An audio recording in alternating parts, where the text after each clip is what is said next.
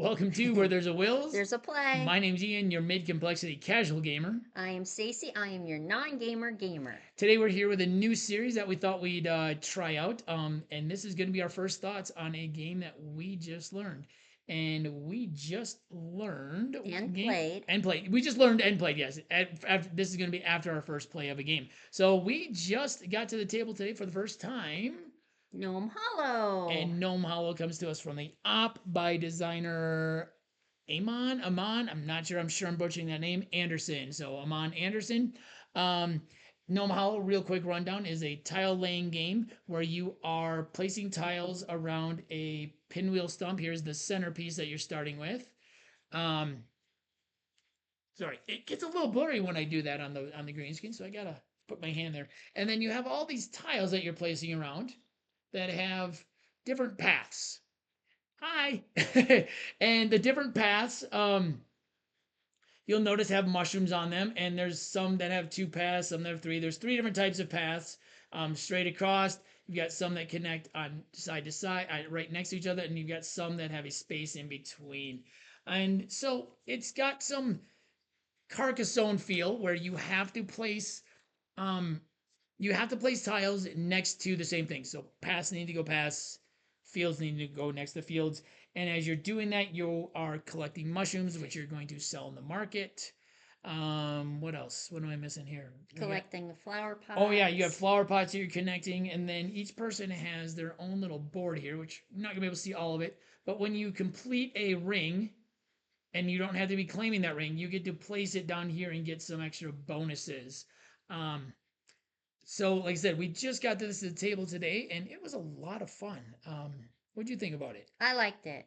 At first, it looked extremely intimidating for me. Kind of brought out a little bit of the anxiety. But once you get playing and you kind of get past all of the basic rules of doing what you need to do, it becomes a lot easier because all of the pieces make more sense.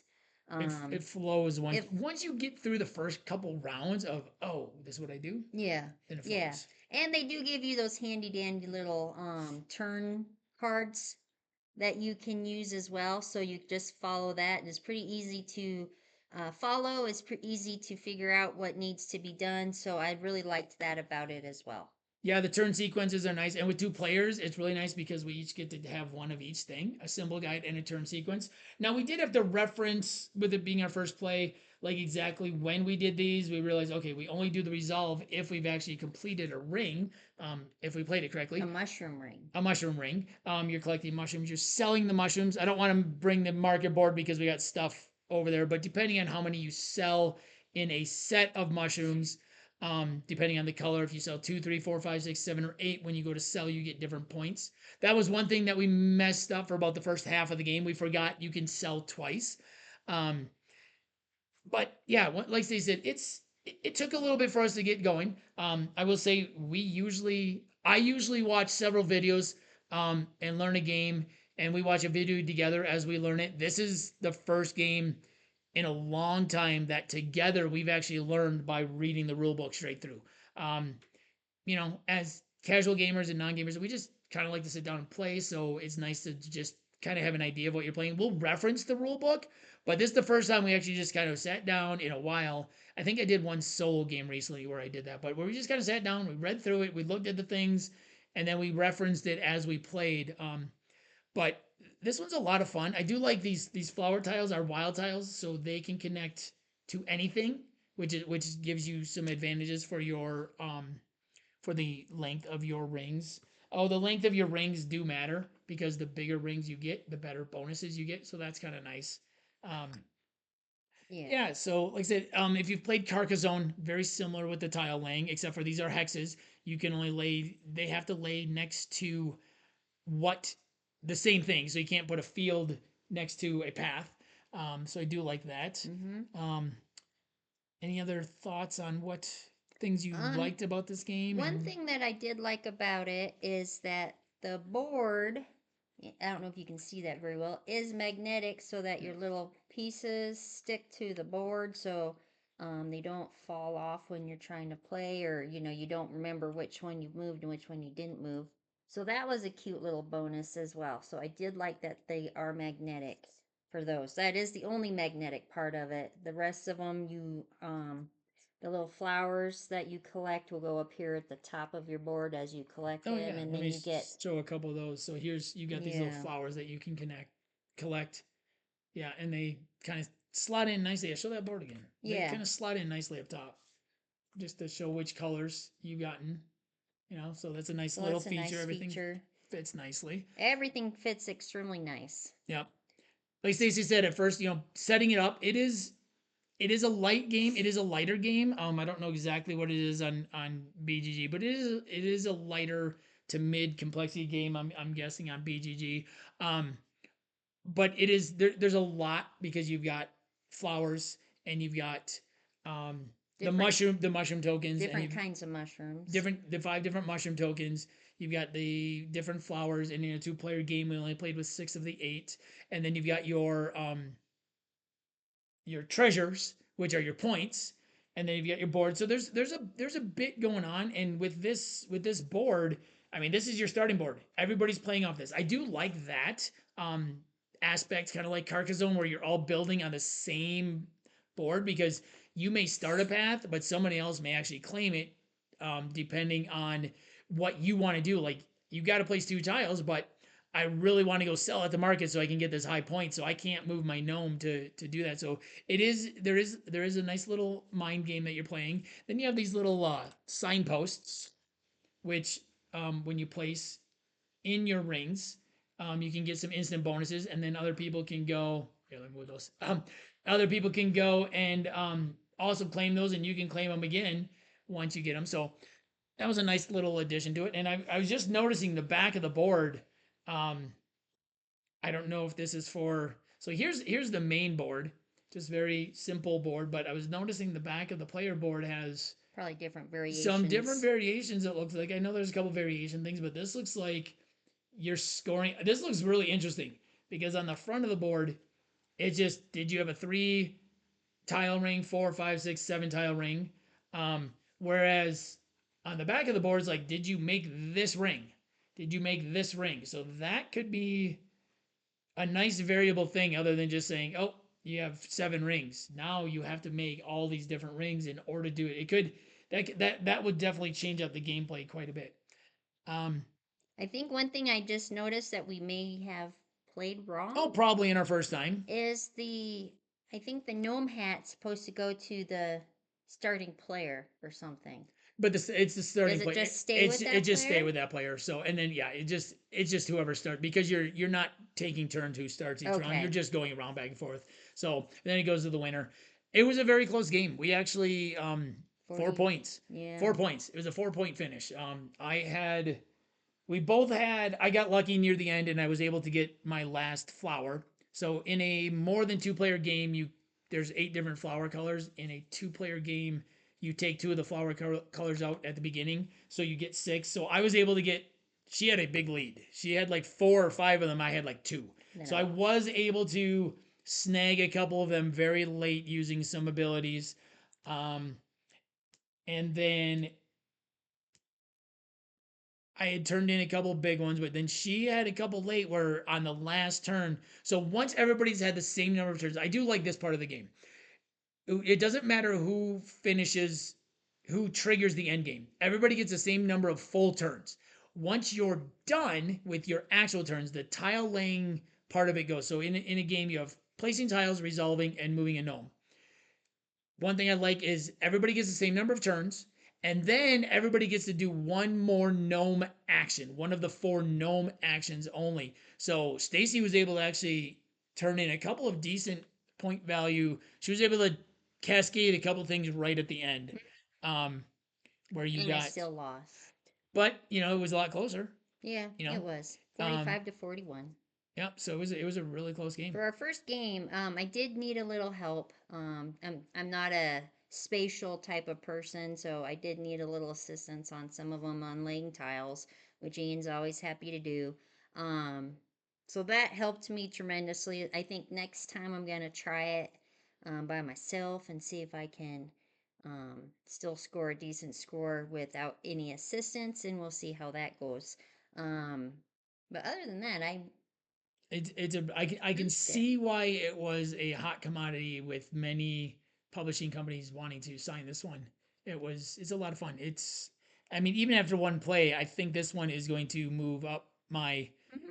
tile laying. I recently did my five and dime for polyomino and non-polyomino. I think this one is going to quickly move up that non-polyomino and quickly move up the hex tile laying games.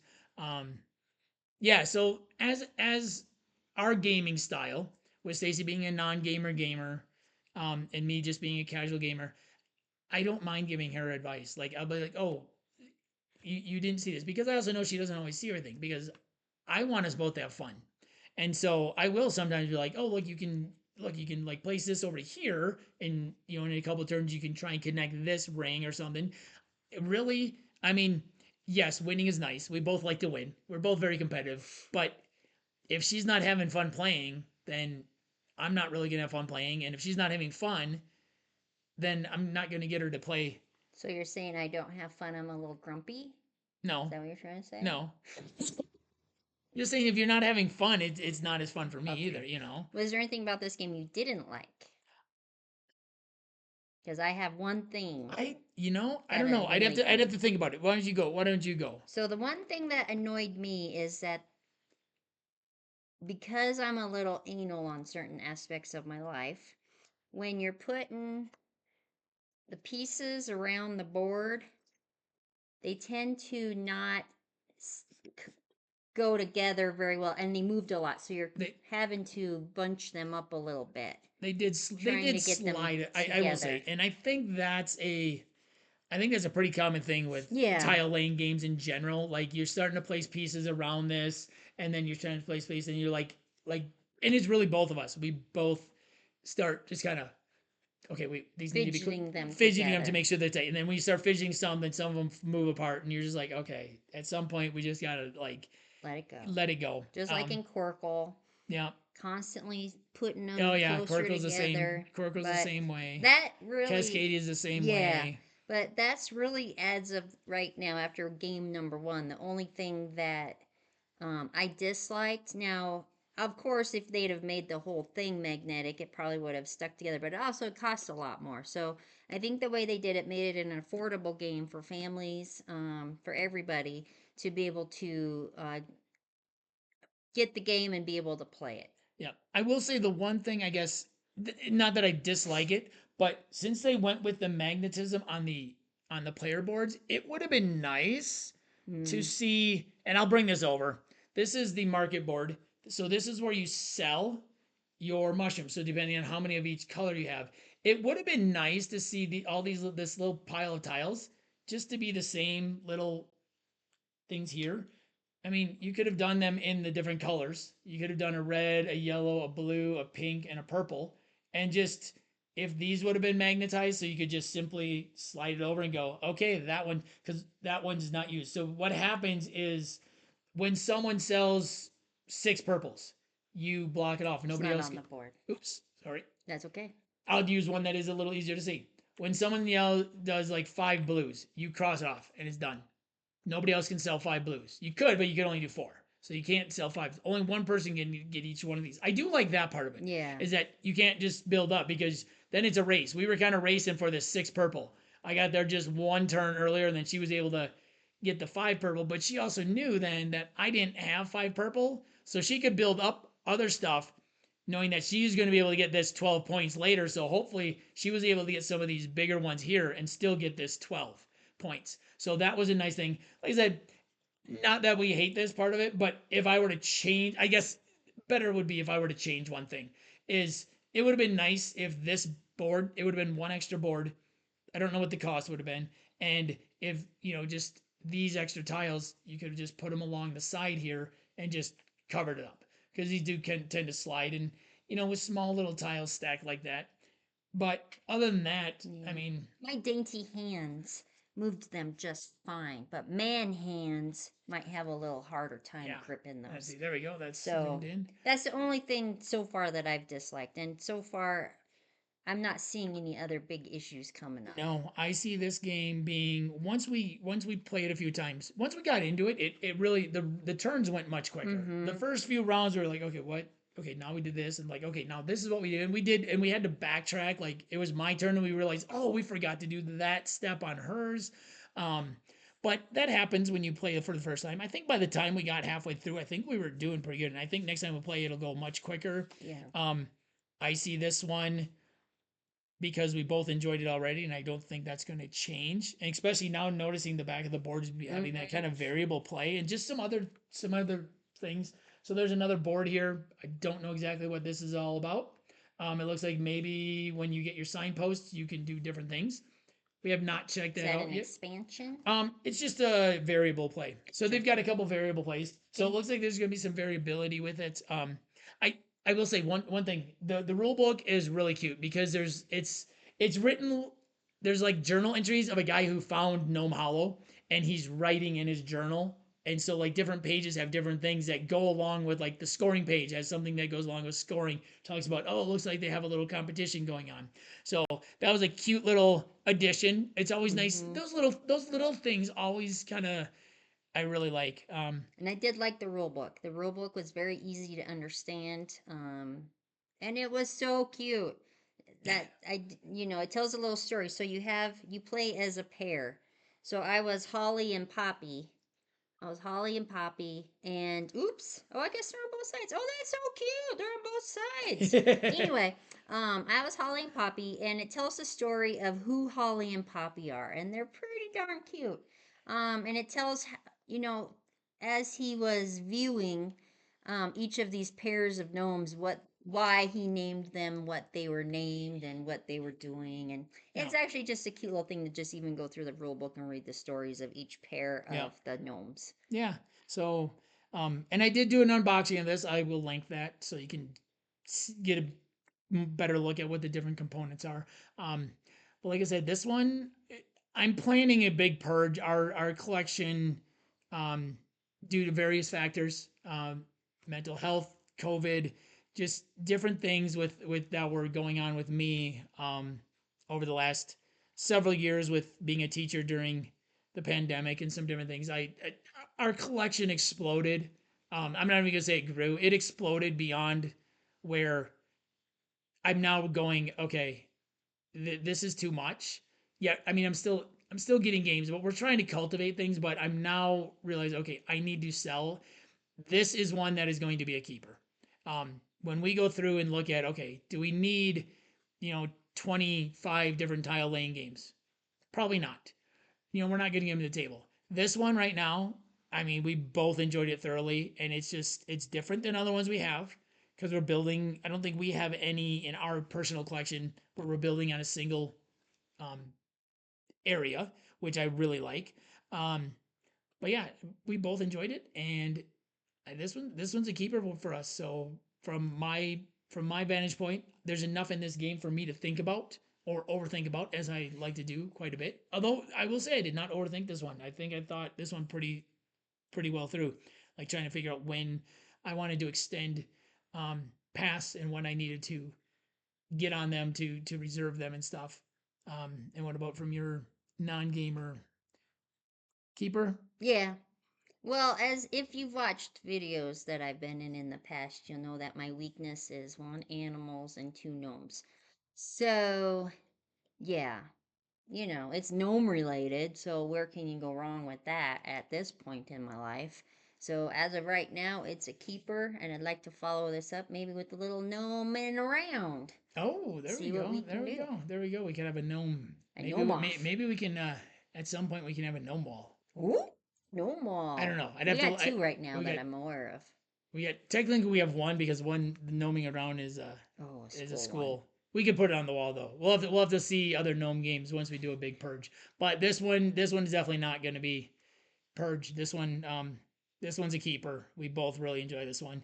And if I have games I can play with Stacy, I enjoy playing solo, but anytime I would rather play a game with Stacy than playing solo. Solo games do allow me to get to more of that higher mid complexity, a lot of times, and things that have a little bit more going on. So that's why I like solo gaming. But I just love sitting down and playing a game with Stacy. And we it's just good quality time where we're not sitting and watching TV or doing other stuff, not, just kind of on our computers. It's a lot of fun. So, any last thoughts, real quick? I wish it had more orange, Of course, but of that's course. it. It has no orange mushrooms. I just noticed there's no orange player board. There's an orange potted flower. There's an orange potted flower. So there's an orange potted flower. So That's the orange. That's all. There's no orange mushrooms. There's no orange player. Nope. She doesn't get her orange player. Nope. So she uses pink as her backup. Yep. So orange and pink. October will be pink for everything, though. So. Yes, October will be pink for everything. But other than that, that's my only. Yeah, that's it.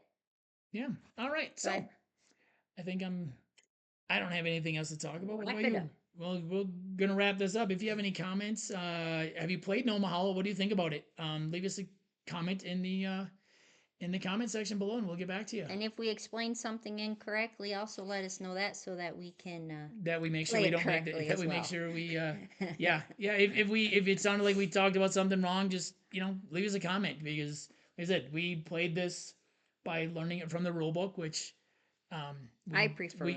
Which she prefers, but I did not know. I just found out, so we will make sure we are looking at rule books a little more. We refer to them, but so yeah, leave us any comments. What do you think about Gnome Hollow? If you like this video and want to see more, please hit that subscribe button up above. And when there's more videos, you can follow that First Thoughts link. But this is the first thoughts. Once again, this has been Where There's a Wills, there's a play. We'll see you next time At the table.